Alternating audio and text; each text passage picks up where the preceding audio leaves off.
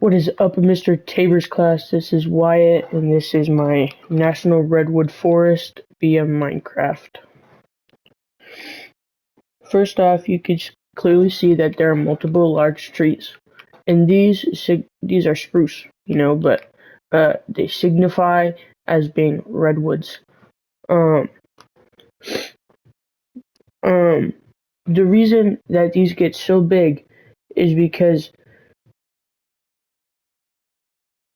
of coastal fog and abundant amount of winter rains that help get these super duper big, and underneath the ground all of their roots are connected, and it's like a hive mind, and it feeds nutrients throughout the entire park.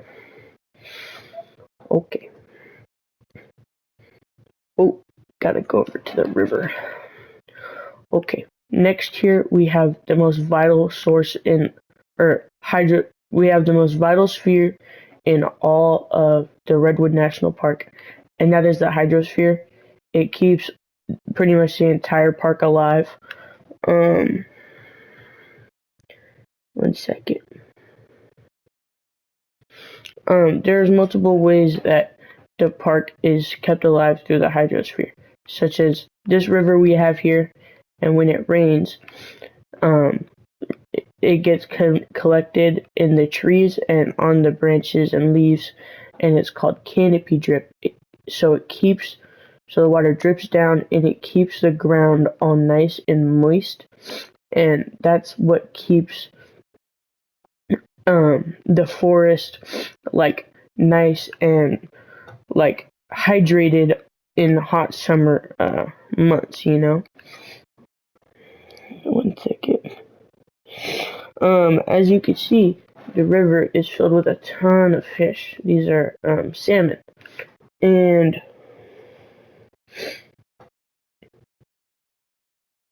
they would not be able to survive without the intervention of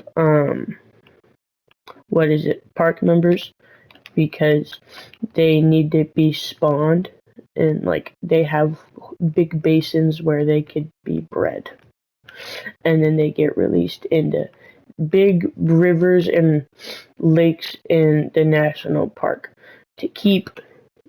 Oh, let me look at my script, guys. Sorry.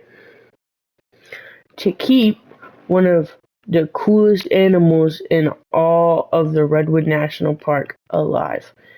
And this, guys, I promise, is a black bear. Okay? I just wanted you guys to see the cool snout and eyes, so he's brown.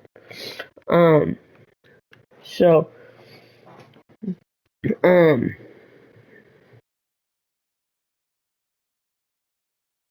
then pretty much this bear is like pretty much like top predator in all of the park. It hunts salmon. It can also hunt other wild game like elk and stuff. So, and his name is Buford the bear. Yeah, his name's Buford. Next, we have Brian the banana slug. Banana slugs are literally they're like the icon of the redwoods. They literally have a college named after them. And these cute little guys wouldn't be around without the hydrosphere for multiple reasons. Of course, they need to drink, but they also keep very moist from the ground below, from canopy drip, so they don't dry out and turn into a dried banana. And they also survive by generating a weird, yucky, supposedly disgusting coat around them that deters predators from them. And they just kind of do their own thing, Let me look at my script again. Okay. Finally, we have the most vital sphere, or one of the most important spheres in all of the park, and that is the atmosphere. it helps wildlife live, and the atmosphere helps wildlife live, and pretty much most of the cloud and fog is developed from coastal fog from beaches. So there's if this is this, so it'd be around, if it was real life, it'd be around here somewhere. There'd be a big old beach, and pretty much um since it's super cold and it's near the water, fog forms, and then it brings it over here, and it keeps these big trees moist and damp, so it could also prevent forest fires. Because if everything's always wet, it can never be hot, you know. And then yeah.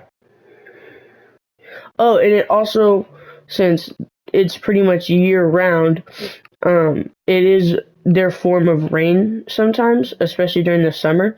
So it keeps stuff like moss and plants consistently growing throughout the year and not having a dry season.